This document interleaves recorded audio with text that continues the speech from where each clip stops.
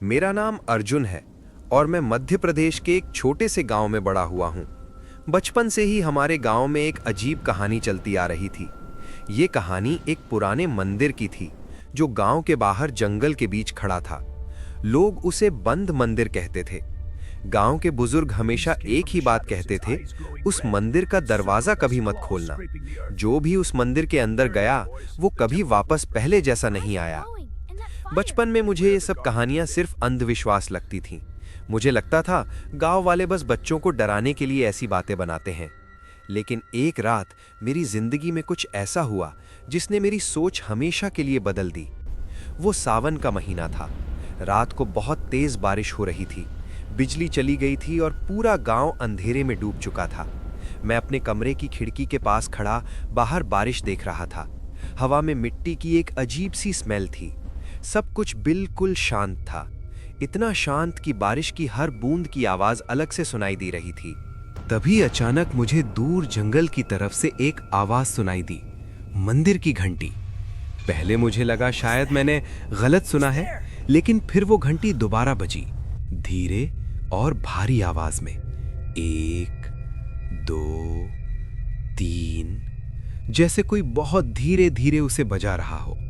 मेरा दिल एक पल के लिए रुक गया, क्योंकि मुझे अच्छी तरह याद था गांव के बाहर वाला मंदिर पिछले 80 साल से बंद था।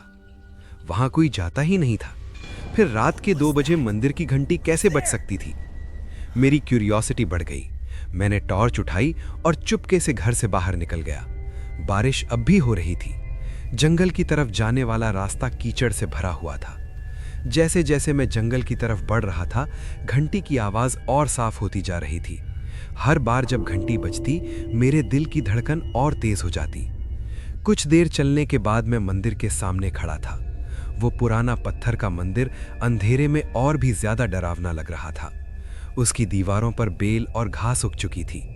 ऐसा लग रहा था जैसे सालों से किसी ने उसे छुआ तक नहीं हो। बारिश का पानी मंदिर की सीढ़ियों से बहकर नीचे गिर रहा था। तब मेरी नजर मंदिर के दरवाजे पर पड़ी और मेरी सांसें रुक गईं। वो बड़ा लकड़ी का दरवाजा जो हमेशा बंद रहता था, आज थोड़ा सा खुला हुआ था। मुझे तुरंत गांव वालों की बात याद आई, उस मंदिर का दरवाजा कभी मत खोलना। पर उस वक्त मेरी क्यूरियोसिटी मेरे डर से ज्यादा बड़ी थी। मैंने धीरे से दरवाजे को धक्का दिया। दरवाजा एक पुरानी करहाती हुई आवाज के साथ खुल गया।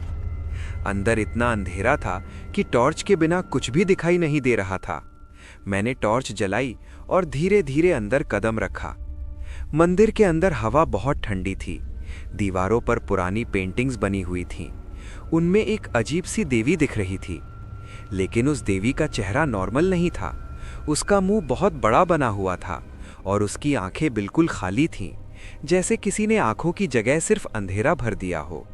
जैसे ही मैं अंदर बढ़ा, मुझे अचानक एक अजीब सा एहसास हुआ, जैसे कोई मुझे देख रहा हो।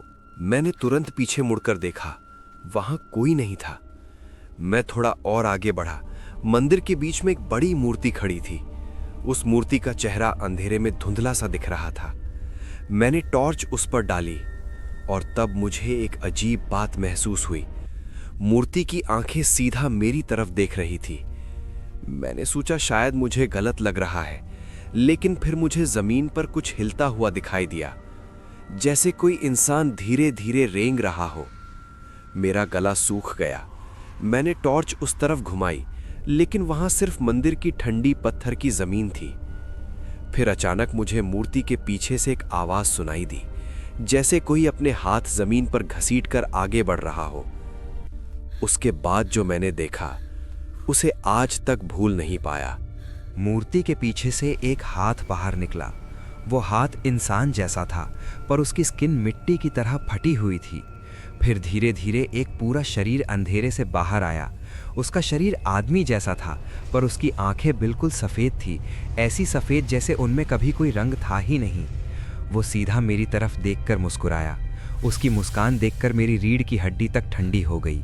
उसने धीमी और भारी आवाज़ में कहा, बहुत सालों बाद किसी ने दरवाज़ा खोला है। मेरे पैर डर से जम गए। मैं हिल भी नहीं पा रहा था। वो चीज़ धीरे धीरे मेरी तरफ बढ़ने लगी। 80 साल हो गए, उसने फिर कहा। हम इंतजार कर रहे थे किसी के आने का। मुझे समझ नहीं आ रहा था कि मैं क्या करूं। फिर अचानक मेरा डर टूट गया और मैं भागने लगा। मैं सीधा मंदिर के दरवाजे की तरफ दौड़ा, लेकिन जब मैं दरवाजे तक पहुंचा तो वो बंद हो चुका था। मैंने जोर जोर से दरवाज़ा खोलने की कोशिश की, लेकिन वो हिल भी नहीं रहा था। तब मुझे पीछे से उस चीज़ की आवाज़ सुनाई दी। वो अब मेरे बिल्कुल पीछे खड़ा था। उसने धीरे से कहा, गांव वालों ने मंदिर को बंद इसलिए नहीं किया था ताकि कोई अंदर ना आ सके। उन्होंने इसे बंद किया था ताकि हम बाहर ना जा सकें। उस पल मुझे समझ आया मैंने कितनी बड़ी गलती कर दी थी। उसके बाद मुझे कुछ याद नहीं। अगले दिन जब मेरी आंख खुली, मैं मंदिर के बाहर जमीन पर पड़ा हुआ था।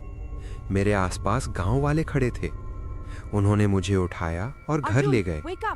किसी को भी मेरी बात पर विश्वास नहीं हुआ।